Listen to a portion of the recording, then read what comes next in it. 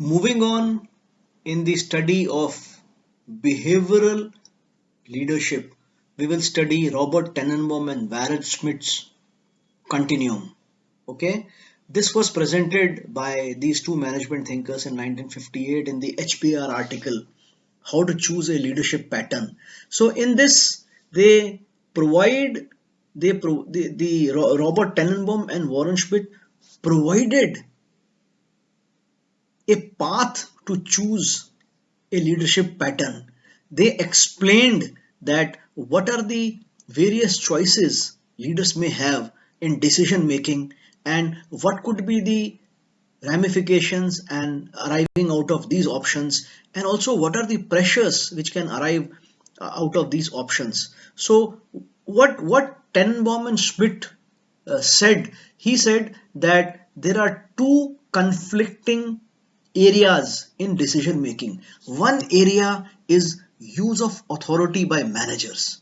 That means how much authority managers will exercise. This is this can be seen as an area of power with the managers, and this is a terminology which was given by them. And on the other hand, they said there is area of freedom for subordinates. So use of authority by managers vis-a-vis area of freedom for subordinates. So they are two extremes. Now it is up to the managers or leadership to increase the use of authority by managers or decrease it. It is up to the managers to decide how much area of freedom subordinates will enjoy, how little or how great, and how to use, when to use, in which situation to use. From the group development standpoint, when you move from one continuum, which is use of authority by managers, to the other side, which is area of freedom for subordinates, the leaders or the managers, they give their powers of standalone solo decision making, and they progress towards the right side, in which the subordinates also are a part and parcel of the decision making. I will explain this to you in the next slide, which actually shows the continuum. This Tenenbaum and Schmidt continuum, it basically it explains decision making. It does not talk about other aspects of leadership, but only the decision making aspect of leadership. It is still although they first presented the paper in 1958, it is considered very, very relevant today as the organizations grow from a small organization in terms of revenues, in terms of number of people working in that organization. As it progressive, it is but natural that the organization will the leadership will give up the use of authority by managers, and they will give more and more area of freedom for subordinates. It is a natural progression in the life of an organization. And this is because when an organization is very small, and if the activities which are carried out in an organization are very similar, if the markets is geographically not so much spread out, as also if the consumers or the customers are consistent in their pattern of buying or consumption, use of authority by managers is increasingly large, because they have to make overall standing policies and it is implemented. But if when the business complexities increase or geographical diversities come into being, then top leadership or the leadership needs to shed the area area of power, and then it has to move to give more freedom to the subordinates. Okay, even if you see in the concept of a country, bigger the countries, you will find more federalism. And if there is not so much federalism, then the countries have known to have split up into several splinter groups. USSR is a prime example. Okay, today Russia, many countries which were small splinter groups, they broke away. There is a natural yearning for human beings to have area of freedom, and subordinates also have this yearning. So as an organization progresses, as an organization becomes large, becomes big, becomes more complex, competition increases, when you need to take decisions very quickly, area of power which is retained by leaders need to be diminished, need to be shed, and more area of freedom needs to be given to subordinates. This is Tannenbaum and Schmidt continuum in brief. Tannenbaum and Schmidt continuum of leadership. It was established by two management thinkers, Tannenbaum and Schmidt, in the late 50s, and the studies continued till mid 60s.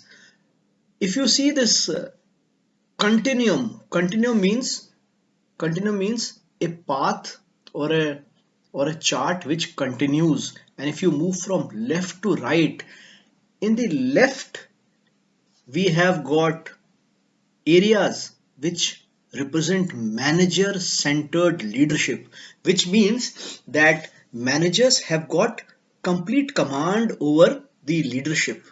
And as we move from left to right, the managers, they shed their power and authority, and they start by involving their subordinates in the decision making power. And at the extreme right, managers, they allow teams to develop options and decide on the actions defined by manager. Mind you, manager is not giving away the responsibility. Manager is still accountable, as a manager sheds his authority and he involves more and more subordinates in the decision making power. If you see this chart which I am presenting to you, it is from tutor to you. Tutor to you, that's the website from where I have culled this. At the extreme left is manager makes a decision and he tells the staff about it. So manager has taken a decision that we are going to work on this weekend. On Saturday and Sunday, staff has to report to office because we have lot of work. When I was working with Indian Oil Corporation, my boss used to tell Parliament session is on, so no weekend, and he would just close it there. Okay, and then we had to come to the office and work on weekends because we used to get a lot of questions during the parliamentary session from the ministry, and we needed to write the answer and provide it back to the ministry so that ministers could then answer to the questions in the Lok Sabha. We were never told to see if there was any other way we could make do with that. That some of us could come, some of us could not come because all the people were not required. So typically manager tell absolute manager centered leadership. Tell from tell the managers, if they move to sell, this means manager takes a decision. He tells the staff what is to be done, what is not to be done, but he also tells perhaps why the rationale behind that decision. Okay, and he involves. So instead of telling, he's selling the decision. Now let's take a situation where a car manufacturer, the top leadership in the car manufacturing companies, decides to increase the price of the car. There is no increase in GST, there is no increase in import duty, but they have increased the price of the car, the selling price of the car. Okay, so in manager centered leadership, the management will just tell the sales force that okay, the car price has been changed. But in if manager is slightly alive to the, because it is the sales staff which will feel the brunt of selling the cars to the customers through their dealerships. So manager will sell this decision. Manager will say, this is the reason all other companies have increased the price of the car. Okay, and we also we also have been not making the desired profit on the cars because we had introduced the car model.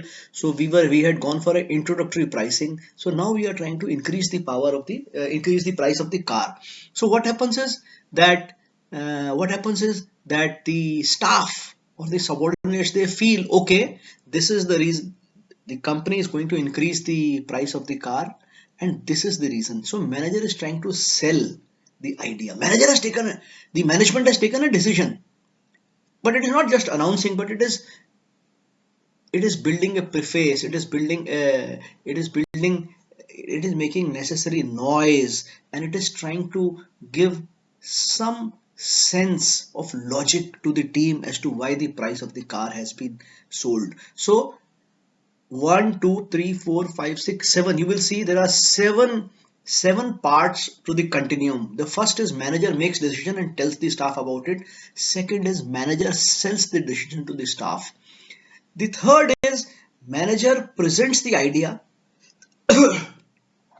and invites questions from the staff. Okay, manager presents the idea. Okay, this is when I was working with Reliance, this third kind of a thing was very common. So in this third kind of a thing, when I was working for Reliance Petroleum, and they were breaking up state offices into territories.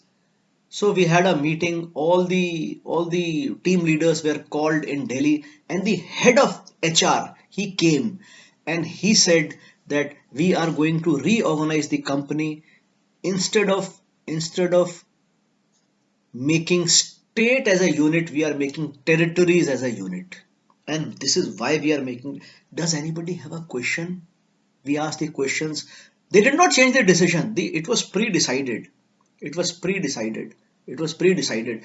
But they invited questions. So manager managers are not shedding the authority to take decision. No, but instead of just telling the staff that we are going to convert state offices into territories, or just trying to tell us that this is the reason we are converting, they are coming. Managers are coming, HR head is coming, and he's asking questions also. Okay, move further right.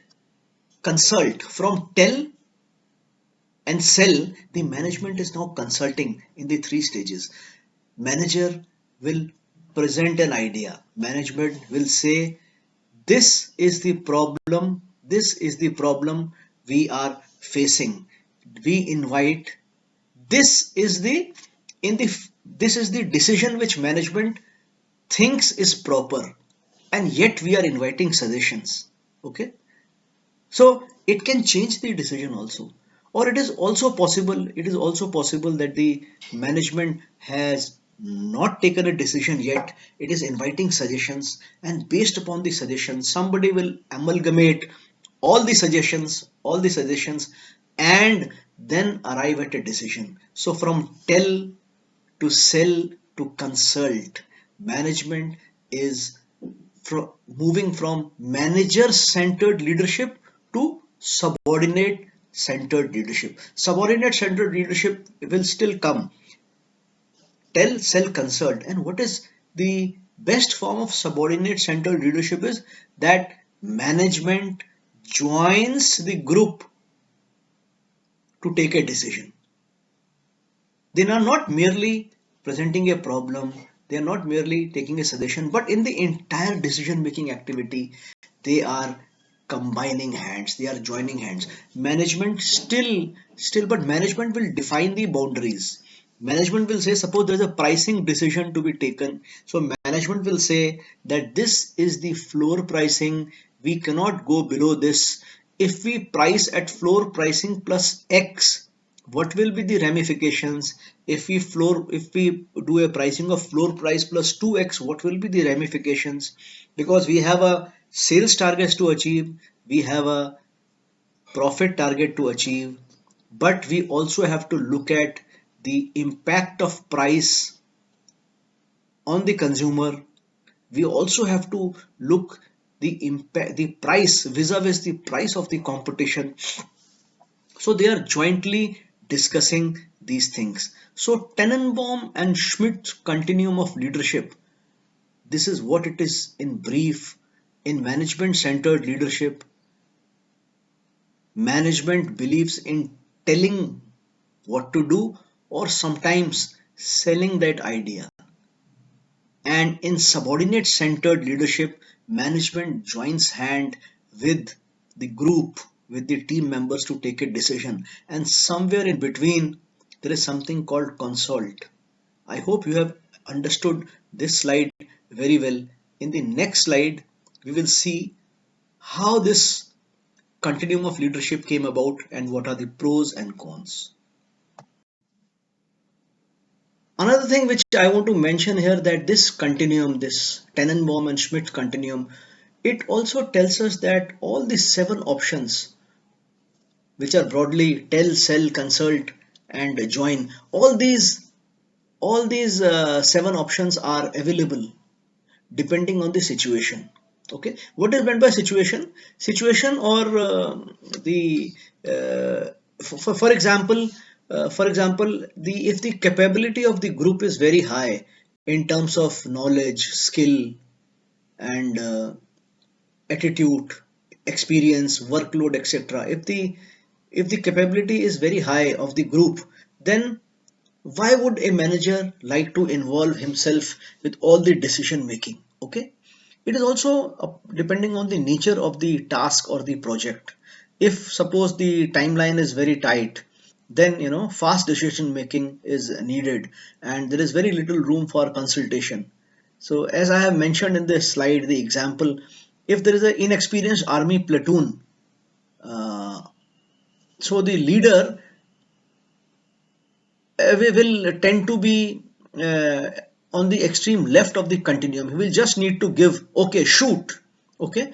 But on the other hand, let us take the head of a product innovation team and who has a timeline to deliver, but he is not under immediate pressure, and he has a team of experienced and capable people. So he will tend to move more towards the stage 7 of the continuum. Another very good thing about this Tannenbaum and Schmidt continuum is it talks about the pressures which are faced by leaders when they have to choose the style of decision making and how much they should involve their subordinates or their team. Should they limit the decision making to themselves or the chosen few, or should they be more democratic? It is not just depending upon it, just does not depend on the whims and fancies of the leader. And Tannenbaum and Schmidt talks about three kinds of pressure which are faced by leaders. The one is situational pressure. The how complex is the problem? If the problem is complex enough, then it is quite obvious that the leader may not be able to take a decision on his own. Let us take the case of a critical element of a plant which shuts down, or which breaks down. So the plant head cannot take a decision whether to replace it or to repair it. He will have to consult the maintenance team, and it is even possible that in the maintenance team, the oldest worker in the shop floor who was involved in the commissioning of that plant machinery, he will be involved. Okay, so complexity of the problem, how important the decision is.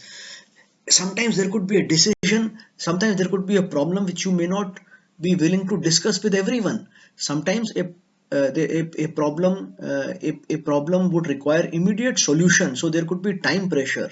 So these are situational pressures. And then there are leaders inner pressure. Sometimes the leaders own values and beliefs. It also has a role to play in the kind of leadership style a manager exhibits, whether he takes a consultative approach, he takes a democratic approach, or he takes an authoritative approach. Okay, so second thing is how much confidence the leader has. I'm talking of the leader's inner pressure, how much confidence the leader has in his or her team, in terms of their knowledge, in terms of their experience. Okay, another thing is, suppose the decision is a risky decision.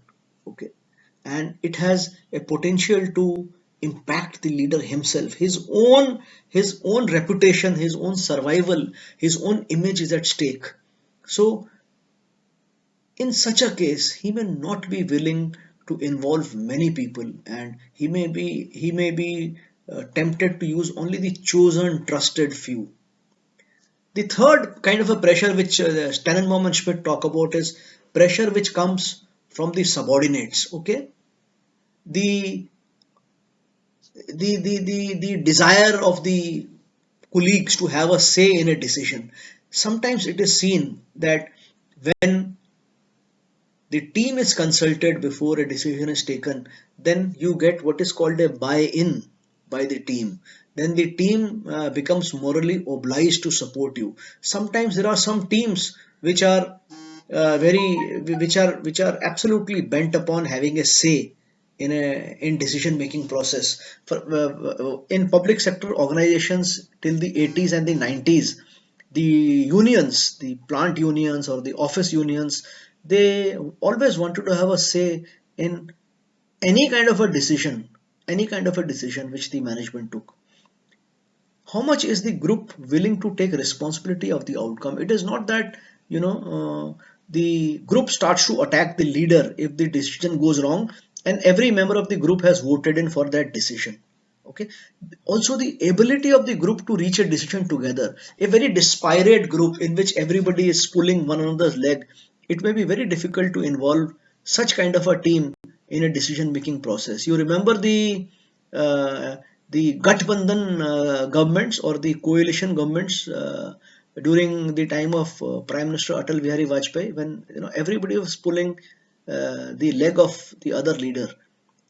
And so coalition governments, how difficult it is in coalition governments to involve each and every person. Okay, so these are the three kind of pressures: situational pressures, the leaders inner pressures, and the pressures coming from subordinates, which Tannenbaum and Schmidt talk about.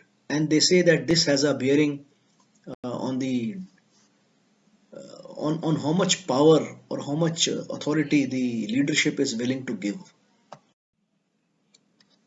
So, in summation, the four style of leaderships, in which there are seven parts to the continuum. You can say tell. In this, the leader identifies the problem, makes decision, announces it to subordinates, and he expects implementation. Then there is sell style. Leader still makes a decision, but he attempts to overcome resistance through discussion and persuasion. Consults, third style. Leader identifies the problem, presents it to the group, listens to the advice and suggestions before taking a decision or making a decision. And the fourth is joins.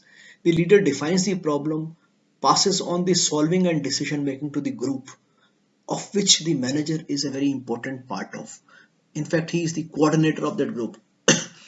But it is important to remember here that at no point in time the leader or the manager gives away his responsibility. He is still accountable for the performance of the group and for the group outcome. So that is the very important point. The authority can be delegated, responsibility cannot be delegated.